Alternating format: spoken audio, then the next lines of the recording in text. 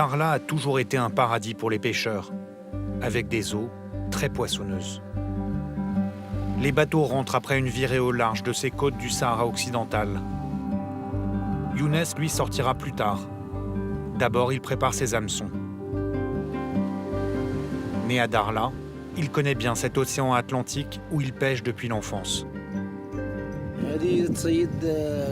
Ici, on pêche des seiches, du poulpe, il y a du poisson, mais il y a aussi beaucoup d'entreprises et de chalutiers. Dakhla est l'une des villes les plus riches du Maroc.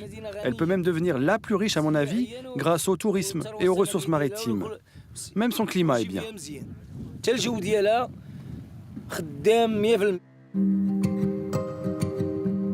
En novembre, Dakhla fêtera les 50 ans de la Marche verte.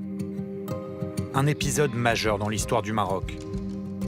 À l'époque, 350 000 civils marocains se dirigent de manière pacifique vers le Sahara occidental, un territoire qu'ils considèrent comme faisant historiquement partie du royaume. Rabat mise beaucoup sur cette région riche en phosphate et avec des atouts naturels. Grâce au soleil et au vent en abondance ici, le Maroc veut créer un Eldorado pour les énergies renouvelables. À quelques 40 km de Dakhla, en plein désert, un imposant port voit le jour. On est sur un état d'avancement de 85% pour la réalisation du pont. Le pont, il fait 1,3 km et il va servir comme liaison entre la terre, donc en tout cas la zone logistique et la zone portuaire qui est adossée au port, et le port. Nisrine Iouzi est la directrice aménagement du port Dakhla Atlantique. Un projet clé dans la stratégie du roi Mohamed VI pour développer cette région. Le but ? Devenir un passage incontournable pour le commerce avec le Sahel et même l'Afrique de l'Ouest.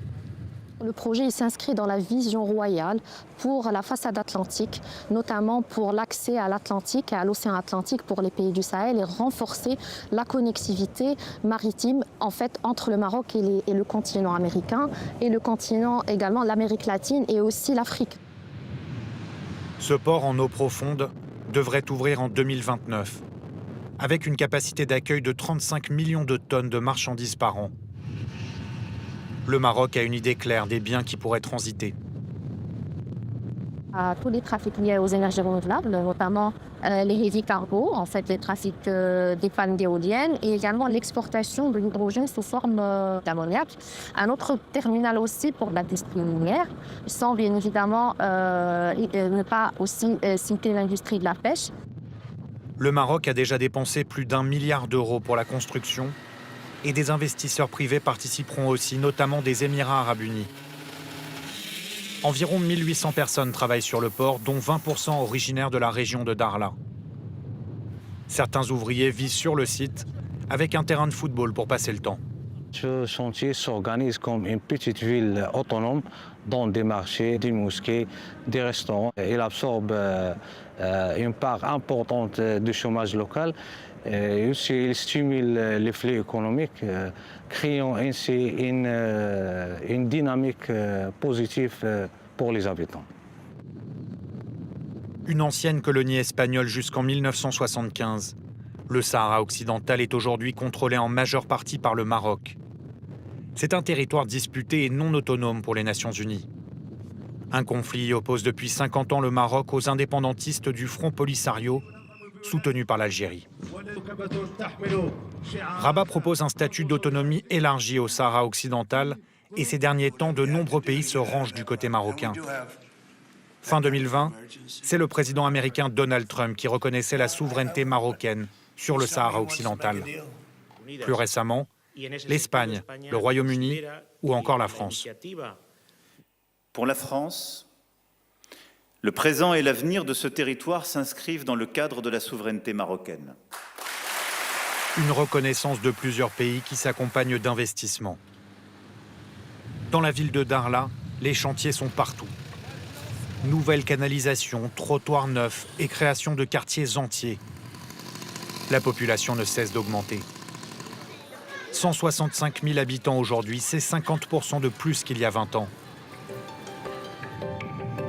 Dans ce Sahara où il ne pleut presque jamais, l'eau est une denrée rare et essentielle. Les autorités ont donc voulu cette usine de dessalement. un partenariat entre l'agence marocaine Nareva et les Français d'Engie. Alimentée uniquement par l'énergie éolienne, elle fournira bientôt de l'eau potable pour la ville et pourra irriguer de nouvelles terres agricoles. Le Maroc accélère le développement de la zone avec des partenaires étrangers. La présence de 18 consulats ici dans la région de Dakhla, 12 au niveau de la région de Laayoune. Donc la force de la région de Dakhla, c'est pouvoir s'appuyer sur ces consulats qui sont là et qui confirment l'intégrité, bien sûr, et la vision marocaine par rapport aux provinces du Sud, mais aussi c'est un pont économique pour aller vers un développement partenariat gagnant-gagnant avec tous ces pays. Surnommée par certains la perle du Sahara, Dakhla change de visage à grande vitesse.